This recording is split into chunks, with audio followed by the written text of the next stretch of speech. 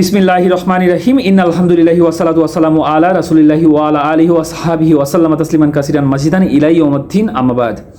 আসসালামু আলাইকুম ওয়া রাহমাতুল্লাহি ওয়া বারাকাতুহু। যাদেরকে আমি কিতাব দিয়েছি তারা তাকে চিনে, যেমন চিনে তাদের সন্তানদেরকে। আল্লাহ তাআলা সূরা বাকারার 146 নম্বর আয়াতে বলতেছেন, যাদেরকে আমি কিতাব দিয়েছি, কাদেরকে কিতাব দিয়েছে? ইহুদি ও খ্রিস্টানদেরকে। ইহুদিদেরকে দিয়েছে তাওরাত ও খ্রিস্টানদেরকে দিয়েছে ইনজিল।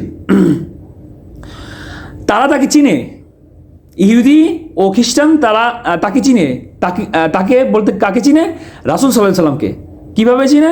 তাদের যে ধর্মগ্রন্থ তাওরাত, ইনজিল, এই ধর্মগ্রন্থগুলোতে রাসূল সাল্লাল্লাহু আলাইহি সাল্লামের সুস্পষ্ট নিদর্শনসমূহ বলে দেওয়া হয়েছে এবং এটা বলে দেওয়া হয়েছে তিনি আসবেন। এখন আল্লাহ তাআলা বলছে, যাদেরকে আমি কিতাব দিয়েছি তারা তাকে চিনে, যেমন চিনে তাদের সন্তানদেরকে। মানে তাদের সন্তানদেরকে যেভাবে চিনে ঠিক সেইভাবেই তিনি তাকে চিনে, রাসূল সাল্লাল্লাহু আলাইহি সাল্লামকে চিনে এবং তার সম্পর্কে জানে তিনি কেমন হবে তা জানে, কারণ তাদের ধর্মগ্রন্থে তার নিদর্শনগুলি দেওয়া ছিল।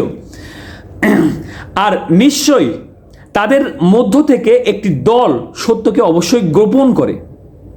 রাসূল সাল্লাল্লাহু আলাইহি সাল্লাম যখন আসে এবং তার গুণাবলীর সাথে যখন তাদের কিতাবের গুণাবলী মিলে যায়, তারা জানে যে রাসূল এটাই সেই শেষ নবী হযরত মুহাম্মদ সাল্লাল্লাহু আলাইহি সাল্লাম।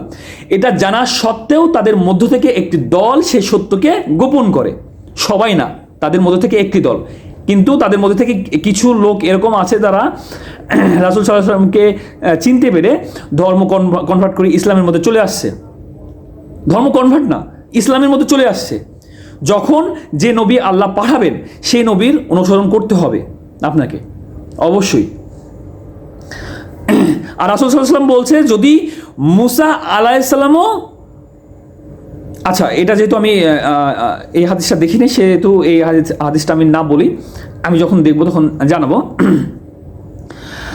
অথচ তারা জানে, মানে তারা জানে যে এটাই শেষ নবী রাসূল সাল্লাল্লাহু আলাইহি সাল্লাম।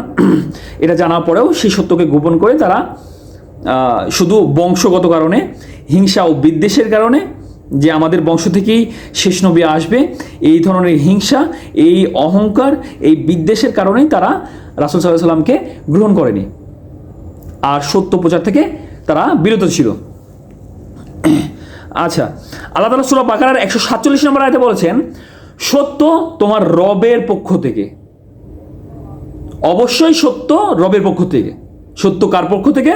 অবশ্যই আমাদের রবের পক্ষ থেকে। রবের পক্ষ থেকে যা আসে সবই সত্য। সুতরাং তুমি কখনো সন্দেহ পোষণকারীদের অন্তর্ভুক্ত হইও না। সুতরাং কখনো সন্দেহ পোষণকারীদের অন্তর্ভুক্ত হইও না। সন্দেহ পোষণকারী বলতে কিছু লোক সন্দেহ পোষণ করতো যে হযরত মুহাম্মদ সাল্লাল্লাহু আলাইহি সাল্লাম আল্লাহর প্রেরিত রাসূল নন এবং তার কাছে যে কোরআন আসছে সে কোরআন রাসূল সাল্লাল্লাহু আলাইহি সাল্লামের মন গড়া কাহিনী বা তিনি কবিতা লিখছেন, এই ধরনের কথা, এই ধরনের সন্দেহ পোষণকারী যারা করছে তাদের অন্তর্ভুক্ত তুমি হইও না। যদি হও, আচ্ছা যদি হলে তো জালিমদের অন্তর্ভুক্ত হয়ে যাবেন আপনি। আল্লাহ তাআলা সবাইকে বোঝার মতো তৌফিক দান করুক এবং আল্লাহ রাসূলের মাধ্যমে যা কিছু পাঠিয়েছে তা গ্রহণ করা এবং তারপরে আমল করা তৌফিক দান করুক। সবাই 5 ওয়াক্ত নামাজ পড়বেন, নামাজের দাওয়াত রইল। ভালো থাকার জন্য সবাই আল্লাহর কাছে দোয়া করবেন এবং চেষ্টা করবেন। আল্লাহ হাফেজ।